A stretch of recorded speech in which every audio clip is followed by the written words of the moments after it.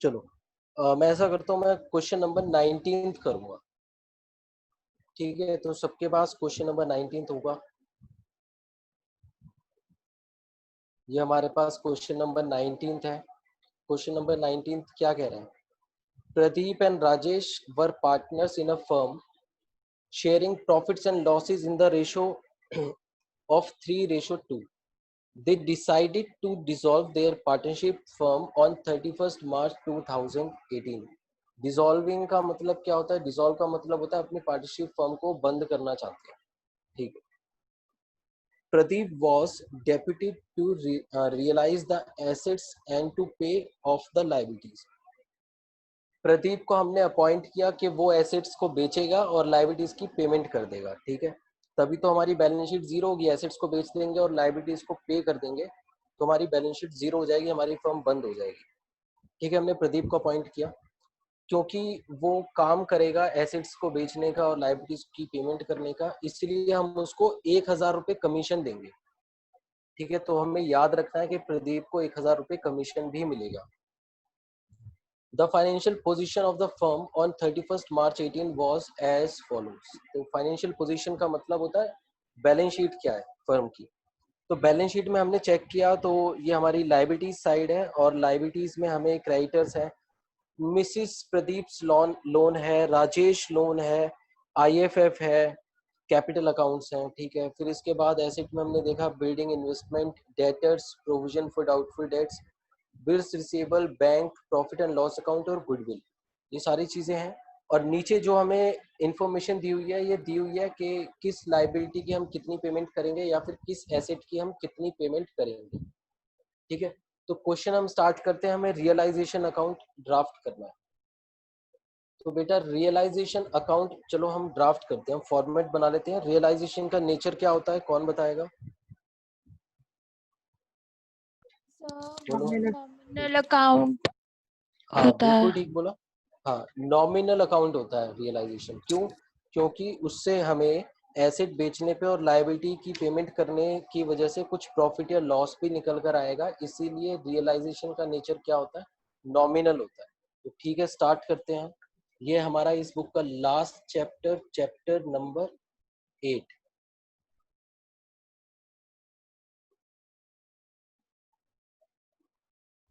तो question number है हमारे पास 19।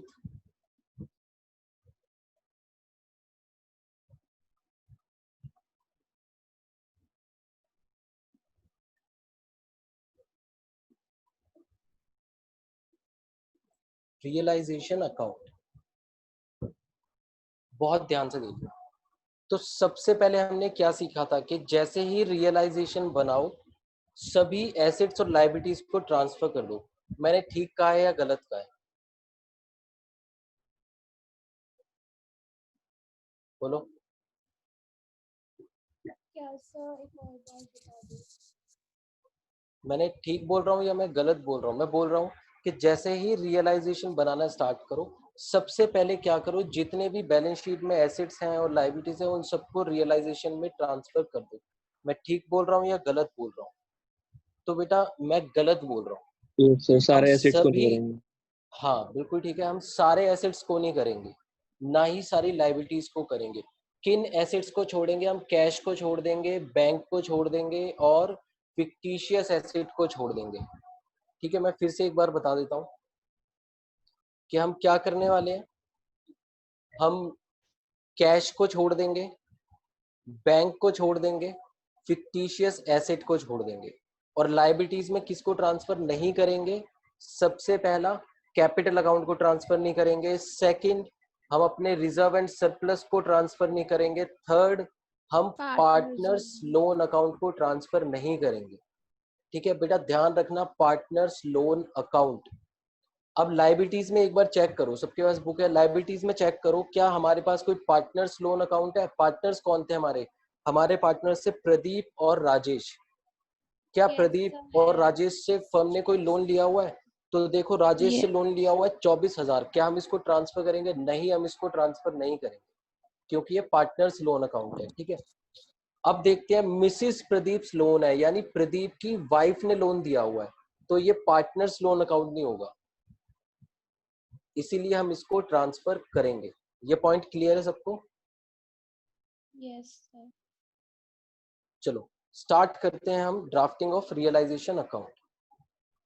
तो सबसे पहले मैं क्या करूंगा, मैं एसेट्स को ट्रांसफर कर रहा हूँ। एसेट्स को ट्रांसफर करने की एंट्री क्या होती है, realisation account debit to assets account.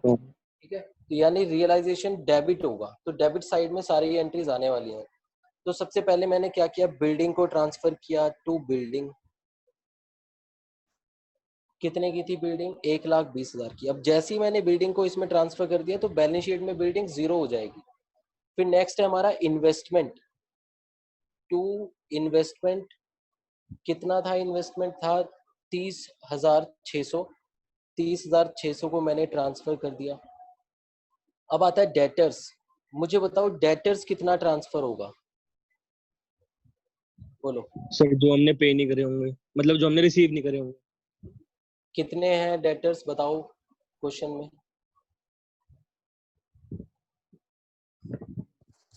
34,000। 34,000। हाँ, हम 34,000 डेटर्स को ट्रांसफर करेंगे। जो इसमें प्रोविजन दिया हुआ है, प्रोविजन हमारी लाइबिलिटीज है, उसको हम लाइबिलिटीज के साथ ट्रांसफर करेंगे। ठीक है, तो डेटर्स कितने, 34,000 है, तो इसलिए हमने इसमें से प्रोविजन माइनस नहीं किया।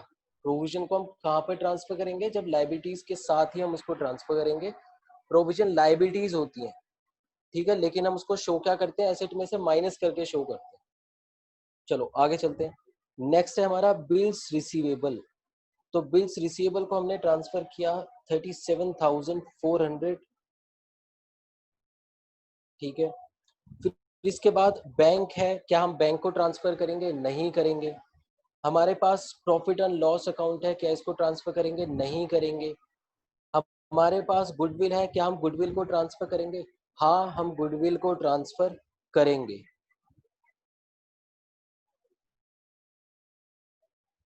कितनी है गुडविल हमारे पास, 4,000। अब कुछ बच्चे सोचेंगे कि मैंने तो मना किया था कि फिक्टिशियस एसेट्स ट्रांसफर नहीं होने चाहिए, यही सोचोगे ना। तो बेटा गुडविल फिक्टिशियस एसेट नहीं होती, गुडविल हमारी इंटेंजिबल एसेट होती है, तो इसलिए गुडविल तो ट्रांसफर होगी। अगर कोई कॉपीराइट, पेटेंट्स या फिर कोई दूसरा इंटेंजिबल एसेट होता तो उसको भी हम ट्रांसफर करते।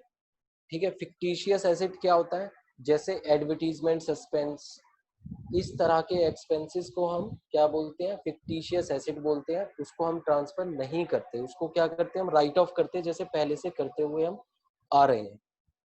चलो आगे चलते हैं। तो अब आते हैं हम लाइबिलिटीज को ट्रांसफर करते हैं। लाइबिलिटीज को ट्रांसफर करने की एंट्री क्या होती है, liabilities account debit to realisation account. हाँ, यानी रियलाइजेशन के क्रेडिट साइड में आएंगी लाइबिलिटीज। तो सबसे पहले हमारे पास क्रेडिटर्स, तो हमने क्रेडिटर्स को ट्रांसफर किया, तो ये थे 80,000 के।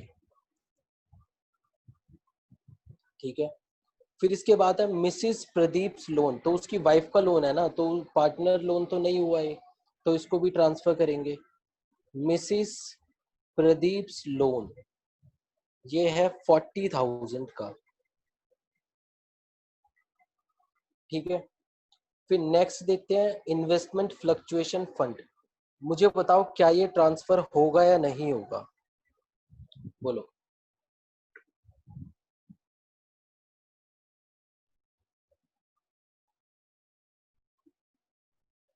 बोलो बेटा, IFF ट्रांसफर होगा या नहीं होगा। तो मैं इसका एक फंडा बताता हूँ। हमने पढ़ा था कि हम कोई भी रिजर्व या फिर सरप्लस ट्रांसफर नहीं करेंगे।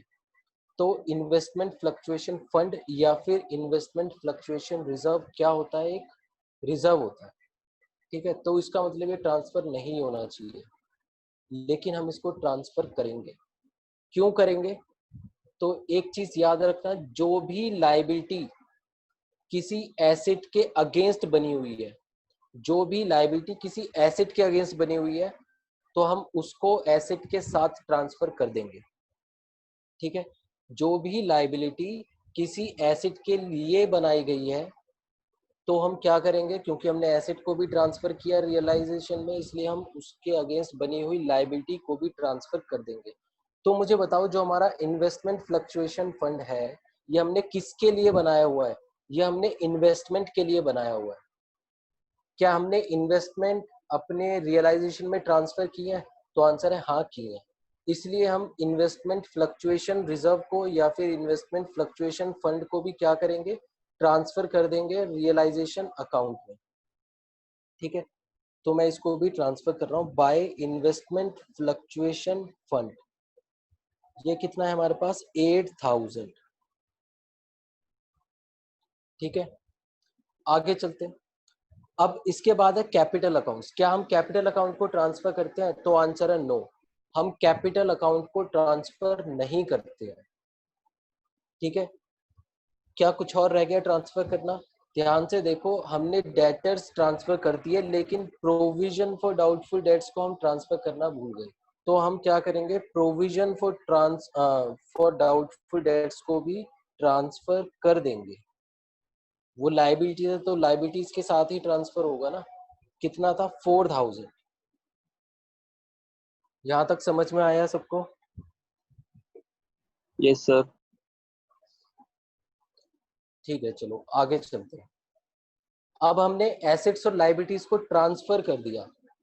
ठीक है, अब क्या करना शुरू करेंगे, हम इनको रियलाइज करना शुरू करेंगे, लाइबिलिटीज की पेमेंट करना शुरू करेंगे और एसेट्स को बेचना स्टार्ट करेंगे।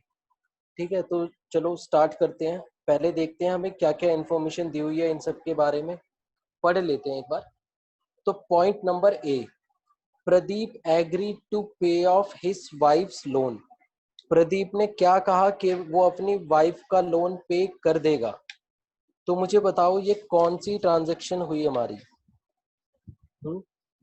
ये हमारा पॉइंट हुआ when liabilities taken over by partner.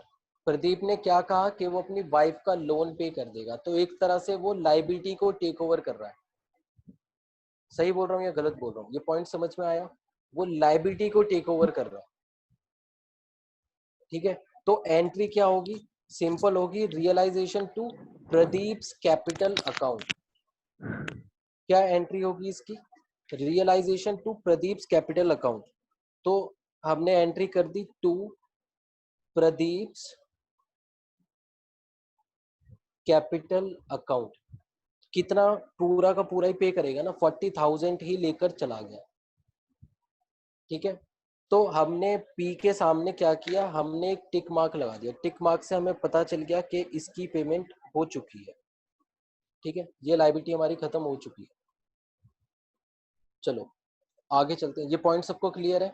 Pradeep अपनी वाइफ का लोन लेकर चला गया। Yes. Yes sir. आगे चलते हैं। अब नेक्स्ट है हमारा point number B, half of the debtors realised 12,000। तो डेटर्स कितने थे हमारे पास, 34,000 के डेटर्स थे। मैं यहाँ पर वर्किंग नोट्स दिखा रहा हूँ। डेटर्स कितने हैं हमारे, तो डेटर्स है हमारे पास 34,000। ठीक है, half of the debtors, point number B को बहुत ध्यान से पढ़ोगे। Half of the debtors realised, यानी जो आधे डेटर थे, आधे डेटर कितने के थे, 17,000 के थे, वो कितने में सेल हुए, वो 12,000 में बिके, यानी उनसे सिर्फ 12,000 रुपए आ पाए। ठीक है, और बाकी बचे हुए डेटर हमने क्या किया, क्रेडिटर्स को दे दिए। ठीक है, बाकी बचे हुए जो डेटर्स थे 17,000 के, वो हमने क्रेडिटर्स को दे दिए। और कितने परसेंट क्रेडिटर्स को दिए, 25% क्रेडिटर्स को दिए। क्रेडिटर्स का 25% कितना हो गया, 20,000। तो इसका मतलब 20,000 रुपए में वो चले गए। ये पॉइंट समझ में आया?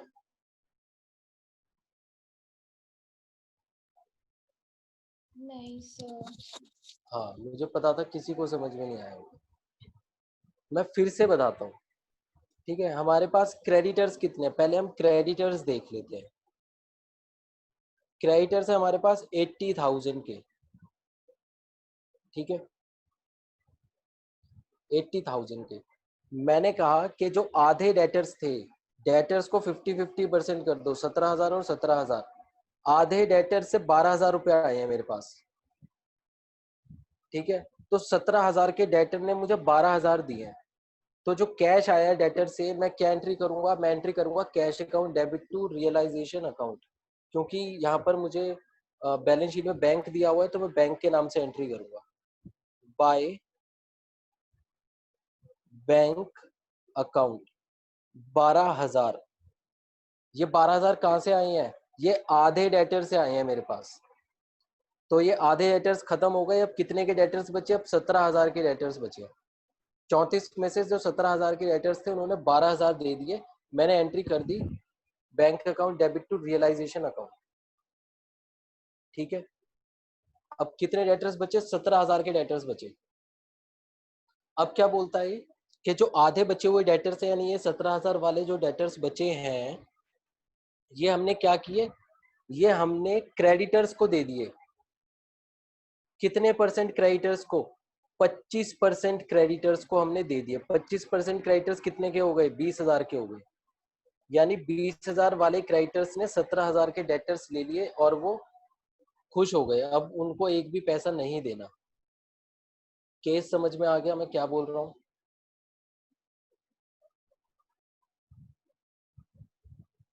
Yes, sir. बोलो बेटा, ये पॉइंट सबको समझ में आया कि इस एक्चुअल में इस पॉइंट का मतलब क्या हुआ, क्या है? सर मतलब हमें और आगे पेमेंट करनी पड़ेगी ना क्रेडिटर्स को? अब क्रेडिटर देखो, 20,000 के जो क्रेडिटर्स थे उन्होंने 17,000 के डेटर्स ले लिए, तो अब क्रेडिटर्स कितने बचे, अब 60,000 के बचे हुए हैं ना अभी भी। Yes sir. ठीक है, समझ में आया हुआ क्या? एक्चुअल में इसमें हुआ ये, मैं लिखकर बता देता हूँ। एक्चुअल में हुआ ये कि ये एसेट लेकर चले गए, asset taken over bye liability, यानी कोई एक लायबिलिटी हमारा एसेट लेकर चली गई, तो हमारे जो 20,000 वाले क्रेडिटर्स थे वो 17,000 के डेटर्स लेकर चले गए फुल पेमेंट में। समझ में आया? Yes sir. 17,000 वाले डेटर्स को 20,000 वाले क्रेडिटर लेकर चले गए फुल पेमेंट में। ठीक है, और कमाल की बात यह है कि जब भी कोई एसेट कोई लाइबिलिटी लेकर जाती है तो हम उसकी कोई भी एंट्री नहीं करते हैं, यानी इसका आंसर क्या होगा, नो एंट्री। ठीक है, यानी इस वाले पोर्शन की हम कोई भी एंट्री नहीं करेंगे। क्लियर है? तो इसका मतलब जो हमारे डेटर्स थे, हमारे डेटर्स पूरी तरह रियलाइज हो चुके हैं, तो हम क्या करेंगे, डेटर्स पे एक टिक लगा देंगे कि अब डेटर से कोई भी पैसा नहीं आएगा। ठीक है, और क्रेडिटर्स में से, क्रेडिटर्स 80,000 के थे, इसमें से 20,000 हमारे सेटल हो चुके हैं। बचे कितने, 60,000 के क्रेडिटर्स अभी बचे हुए हैं। ठीक है, चलो आगे चलते हैं। पॉइंट नंबर बी हमारा कंप्लीट हो गया, ये हमें याद रखना है कि अभी 60,000 के क्रेडिटर्स की पेमेंट जाएगी। आगे चलते हैं। Point number C, investment sold to Rajesh for 27,000। Rajesh कौन है, राजेश है हमारा पार्टनर। तो राजेश इन्वेस्टमेंट लेकर चला गया कितने की, 27,000 की। अब ध्यान से देखो, उसको हमने बेची है इन्वेस्टमेंट। ठीक है, क्या उसने कोई कैश दिया है, उसने कोई भी कैश नहीं दिया है। तो इसका मतलब ये कौन सा केस हुआ, ये केस हुआ asset taken over by partner. तो इसकी एंट्री क्या होती है, partners capital account to realisation account. तो इसकी एंट्री क्या होगी, बाय राजेश कैपिटल अकाउंट। कितने की ले गया है वो, 27,000 की लेकर चला गया।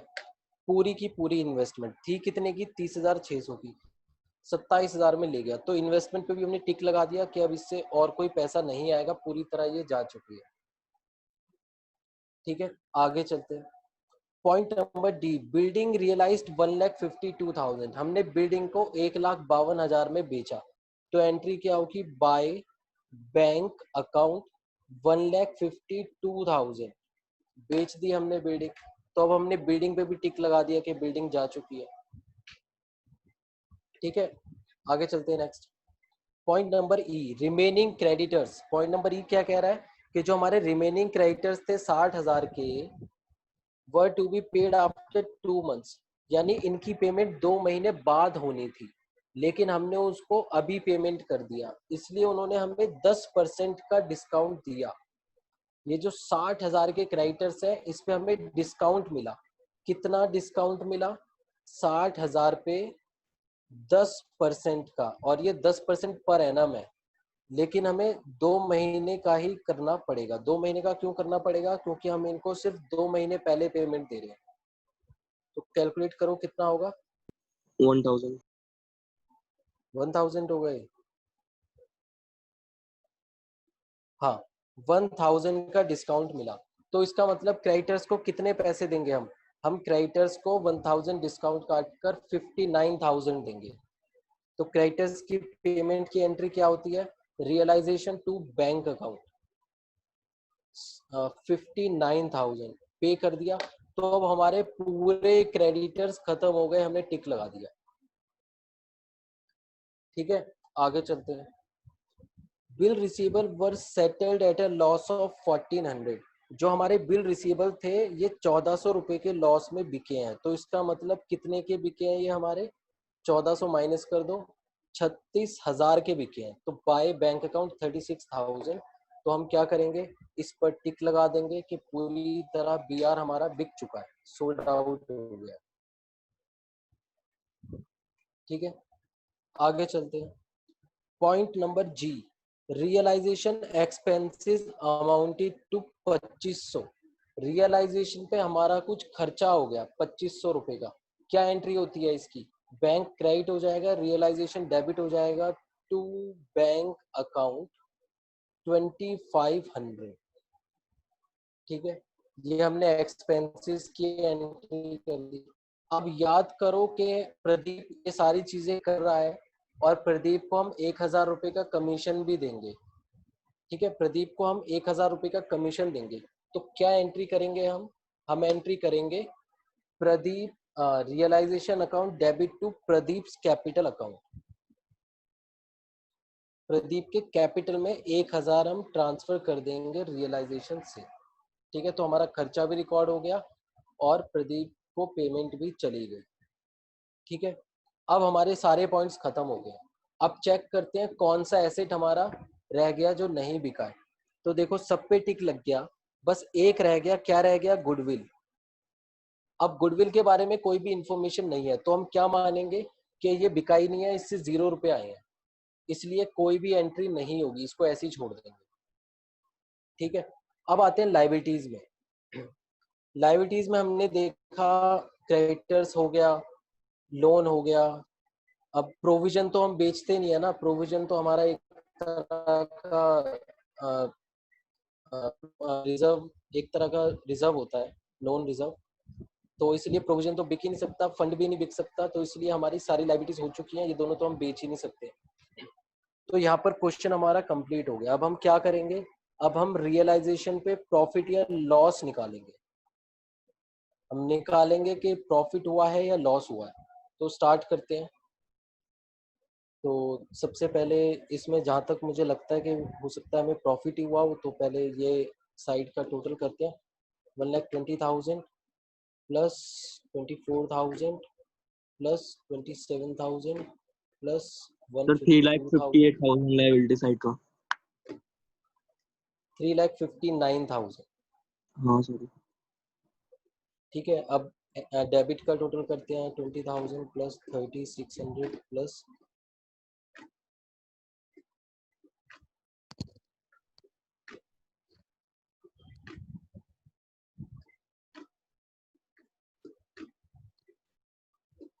तो डेबिट साइड का टोटल आया है 3,28,500। तो इसका मतलब हमें क्या हुआ है? हमें प्रॉफिट हुआ है। तो क्या करेंगे इस प्रॉफिट को? कितने का प्रॉफिट हुआ है इसमें से माइनस कर दो 359,000। तो 30,500 का हमें प्रॉफिट हुआ है।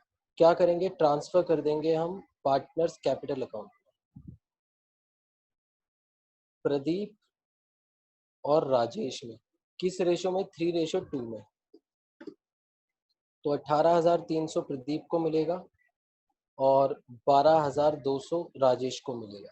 ये क्वेश्चन हमारा यहाँ पर क्या हो गया? कंप्लीट हो गया। अब मुझे बताओ बेटा, डाउट्स बताओ अपने, इस क्वेश्चन में क्या क्या डाउट्स हैं?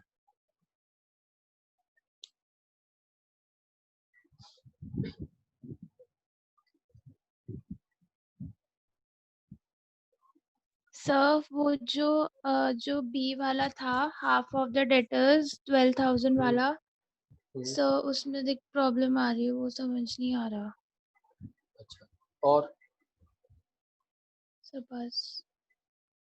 और किसी को कोई डाउट नहीं है? बेटा मुझे पता है सबको डाउट्स होंगे, तो मुझे क्लियर बताओ किसको क्या क्या समझ में नहीं आया। सर आ गया।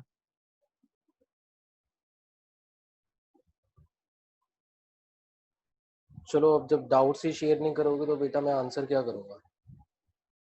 तो इस क्वेश्चन में हमने क्या किया, जो भी एसेट्स हमें ट्रांसफर करने चाहिए थे हमने वो ट्रांसफर किए, जो लायबिलिटीज ट्रांसफर होनी चाहिए थी हमने वो ट्रांसफर की।